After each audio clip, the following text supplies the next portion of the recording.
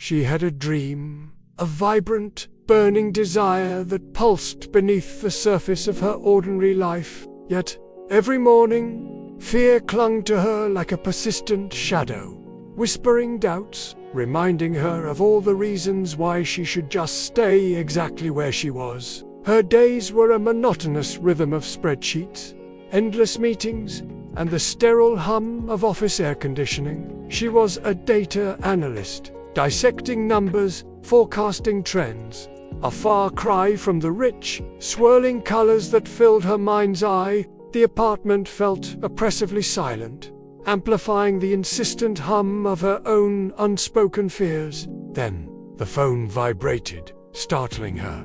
An unknown number. Her finger hovered over the decline button.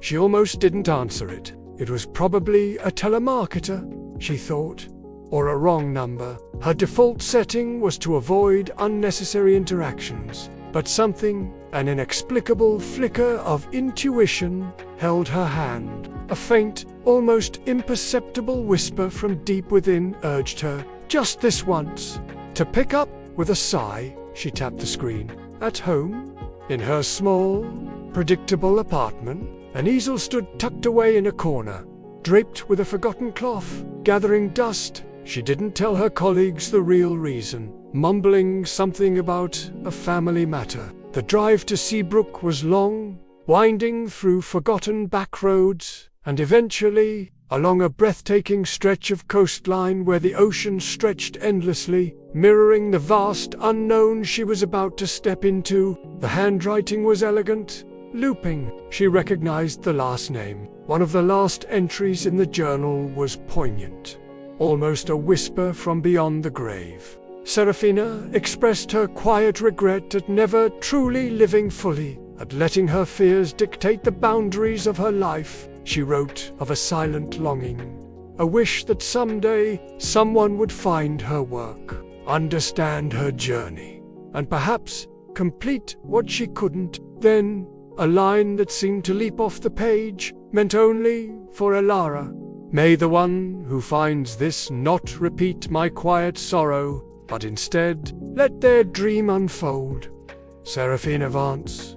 This was it. Flipping through the pages, she found not just technical notes on painting, but deeply personal entries. On it sat a large, unfinished canvas. It was a breathtaking landscape, vibrant with potential, yet clearly incomplete. A central void in the composition yearned to be filled. The unfolding dream, she murmured, a chill running down her spine. Beside the easel, almost hidden, was a small, elegant wooden box. Inside, nestled on a velvet cushion, lay a single, antique paintbrush, its bristles soft, yet firm. Beneath it, a delicate, yellowed note.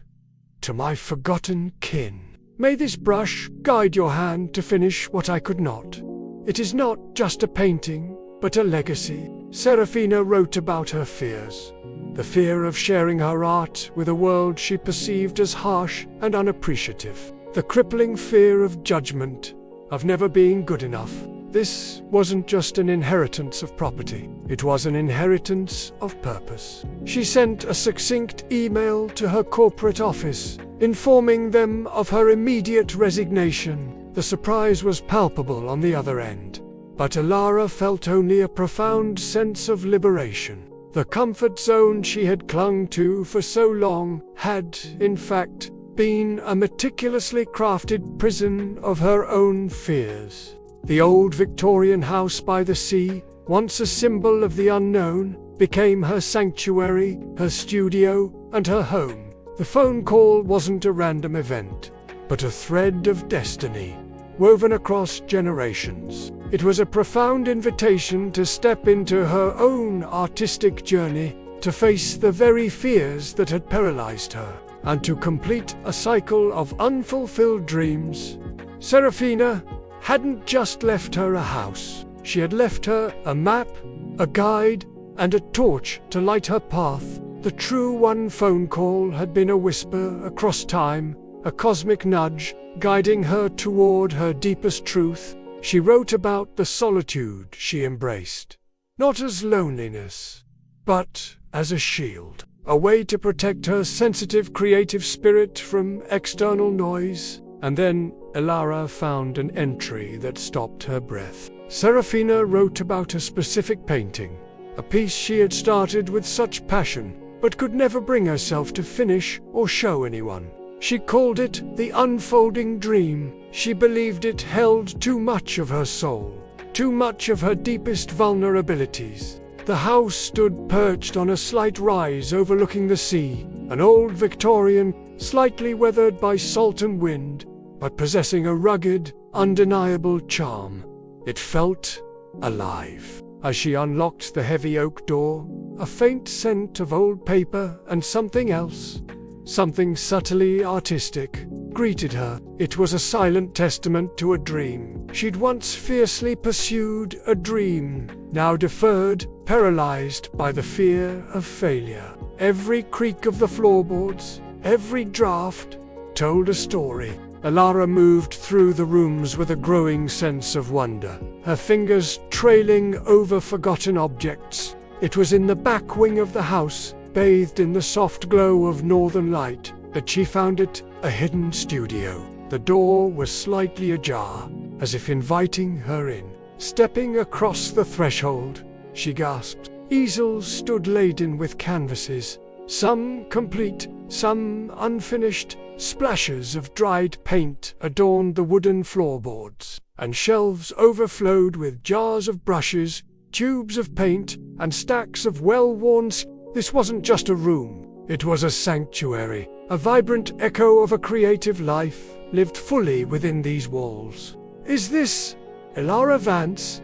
My name is Anya Sharma. I represent the estate of... Her family tree was small, pruned by time and circumstance. She passed away recently, and surprisingly, she left a significant portion of her estate to you, as her closest living kin through a previously unrecorded lineage. It's a property, Miss Vance, a secluded, old house in a remote, picturesque coastal town called Seabrook. Along with all its contents, there was a brief pause. The estate stipulates that you must visit the property within 1 month to claim it. Otherwise, it will revert to charitable trusts. There were no forgotten branches, no hidden ancestors she knew of. A distant relative, someone you may not have known, the judgment of others, and the terrifying uncertainty of a life lived outside the safe confines of a steady paycheck she'd sketched during lunch breaks. Quick, furtive drawings in a small notebook, stealing moments of creative release, but the fear always returned, heavy and suffocating, convincing her that the comfort of routine outweighed the exhilarating terror of true artistic expression. Her initial reaction was a surge of overwhelming disbelief, quickly followed by a familiar wave of fear. This was too much, too unexpected. It was a disruption of monumental proportions to her carefully constructed, albeit suffocating, comfort zone. But beneath the fear, an insistent spark of curiosity flickered to life. Seabrook. The name itself conjured images of crashing waves and salty air, a world away from her sterile cubicle. What could this possibly mean? What was this strange, unlooked-for twist in her quiet life?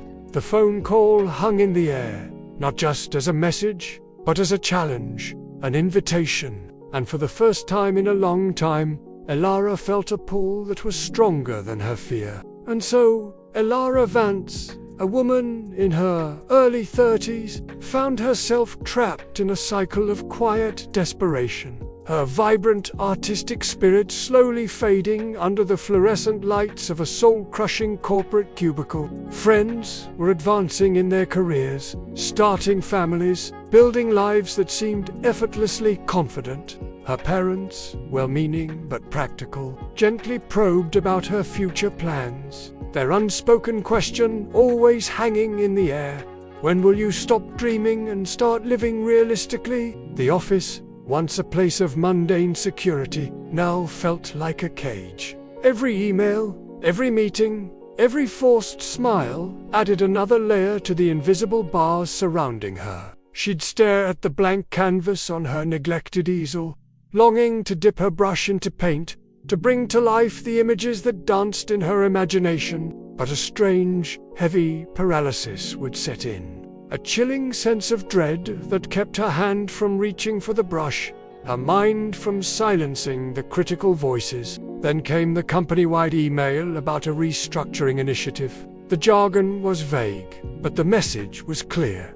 Changes were coming. The ground beneath her seemed to shift, and the illusion of safety she'd clung to began to crack. Elara felt a deeper, more urgent tremor of anxiety.